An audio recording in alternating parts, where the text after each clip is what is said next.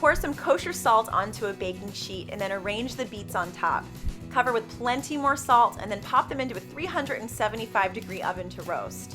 To make the tahini sauce, grate a clove of garlic into a bowl along with fresh lemon juice, tahini, and a pinch of cumin. As you start whisking it together, you'll notice it begin to seize up. Add cold water about a tablespoon at a time and continue whisking until you get a nice smooth sauce. Remove the beets from the oven when they can be easily pierced with a knife, then peel the skins and use the big holes of a box grater to coarsely grate the beets. Roughly chop up some fresh dill and fresh mint and then add that to the bowl.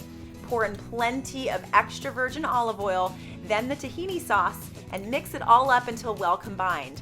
At this point, taste for seasoning and add more lemon juice or more salt, but only if needed. The beets will already be pretty salty. Garnish with some more herbs and serve. Let's have this a taste, shall we?